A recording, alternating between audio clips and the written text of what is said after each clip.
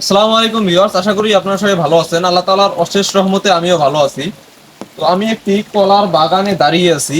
তো এই কলার বাগানটা কিন্তু পুরাতন।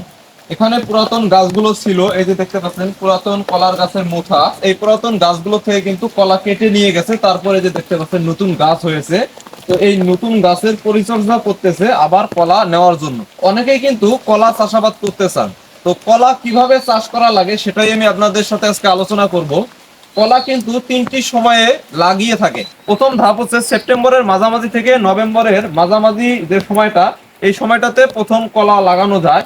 তো দ্বিতীয় সময়টা হচ্ছে যে জানুয়ারির মাঝামাঝি থেকে মার্চের মাঝামাঝি যে সময়টা, এই সময়টাতে দ্বিতীয় ধাপে কলা লাগানো যায়। আর তৃতীয় ধাপটা হচ্ছে যে মার্চের মাঝামাঝি থেকে মের মাঝামাঝি যে সময়টা, এই সময়টাতে কলার চারাগুলো লাগালে কলা যে গাছের মধ্যে হয় সেই কলাগুলো অনেক ভালো হয়। তো কলা লাগানোর জন্য আপনাকে কি করতে হবে? কলা লাগানোর জন্য আপনাকে অবশ্যই মাটি নির্বাচন করতে হবে। কলা কিন্তু সব মাটিতেই ভালো হয়, তবে বেলে এবং বেলে দোআঁশ মাটিতেই কলাগুলো একটু বেশি ভালো হয়ে থাকে। তো বেলে এবং বেলে দোআঁশ মাটিটা আপনারা নির্বাচন করে কলার জমিটা ভালোভাবে 3 থেকে 4টা চাষ দিবেন। চাষ দেওয়ার পরে যখন আপনারা মই দিবেন তার আগে প্রতি শতক জমিতে আপনারা 15 থেকে 20 কেজি জৈব সার, কলার জন্য কিন্তু জৈব সারটা মুখ্য ভূমিকা পালন করে। জৈব সার জমিতে যত বেশি দিবেন কলার ফলন কিন্তু তত বেশি হবে। তো শতক প্রতি আপনারা 15 থেকে 20 কেজি জৈব সার দিবেন। আর ডিএপি বা টিএসপি সার দিবেন আপনারা শতক প্রতি 1 কেজি।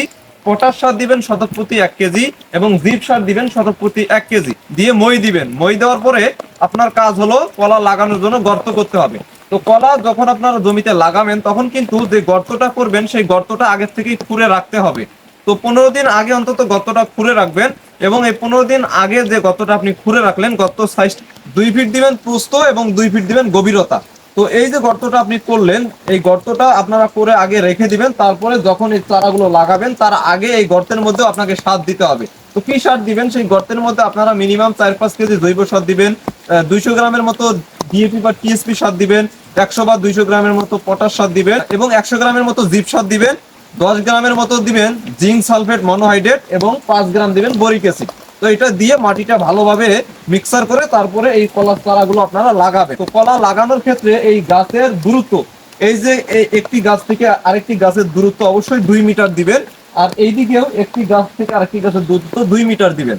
তো 2 মিটার যখন দিবেন তখন গাছগুলো ভালোভাবে আলো বাতাস পাবে, গাছগুলো ভালোভাবে বেড়ে উঠবে এবং গাছের গ্রোথটা এটা মোটামুটি ভালো হবে।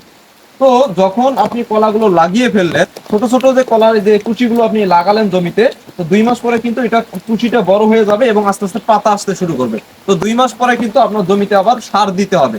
তো আপনারা 2 মাস পরে আবার প্রতি শতক জমিতে আপনারা 400 গ্রামের মতো দিবেন ডিএপি বা টিএসপি সার, 200 গ্রামের মতো দিবেন পটাশ সার এবং 200 গ্রামের মতো জিপ সার এবং কিছু জিঙ্কও আপনারা দিতে পারেন। এটা দিয়ে সুন্দরভাবে ছিটিয়ে দিলেই হবে। 2 মাস পরে যখন এই গাছগুলো একটু বড় হতে থাকবে তখন জমিতে কিন্তু ঘাস হবে। তো ঘাসগুলো কিন্তু আপনারা নিড়ানি দিবেন প্রথমবার।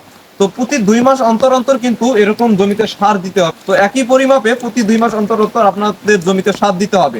তো গাছের বয়স যখন আস্তে আস্তে 4 মাস বা 6 মাস হবে তখন কিন্তু পুরো জমিতে সার ছিটিয়ে দেওয়ার দরকার নেই। এই যে কলার গাছটা দেখতে পাচ্ছেন, এই গাছের গোড়া থেকে 1 থেকে 2 হাত এতে সাইড দিয়ে সুন্দরভাবে মাটিটা আগলা করে দিয়ে আপনারা সার দিয়ে দিবেন এবং হালকা কিছু পানি দেওয়ার ব্যবস্থা করে দিবেন। তাহলে কলার গাছগুলো অনেক গ্রোথ সম্পূর্ণ হবে এবং কলার যে ছড়িটা আসবে সেই কলার ছড়িটা কিন্তু অনেক বড় হবে। একটি গাছ যখন বড় হবে নিচ দিয়ে অনেক ছোট কুশি আসবে, সেই কুশিগুলো কিন্তু কেটে ফেলে দিবেন। যখন এই কুশিগুলো কেটে ফেলে দিবেন তখন কিন্তু গাছের যে কলাটা আসবে সেই কলাটা অনেক বড় হবে। আর এই কুশিগুলো যদি আপনারা রেখে দেন তাহলে কিন্তু কলার গাছটাও চিকন হয়ে যাবে আস্তে আস্তে, কলা যে ধরবে কলার সাইজও ভালো হবে না। তো এই কারণেই মূলত কলার যে কুশিগুলো আসবে সেই কুশিগুলো কেটে ফেলে দিবেন। আর অবশ্যই আপনারা একটি করে কলার থোপের মধ্যে 2টি করে গাছ রাখবেন, একটি গাছ বড় থাকবে একটি গাছ ছোট থাকবে। তো এইভাবেই আপনারা কলার চারাগুলো রাখার চেষ্টা করবেন, তাহলেই ভালো ফলন পাওয়া সম্ভব। আর যখন গাছের মধ্যে মোচা চলে আসবে বা কলা চলে আসবে তখন কিন্তু সারের পরিমাণটা একটু বাড়িয়ে দিতে হবে।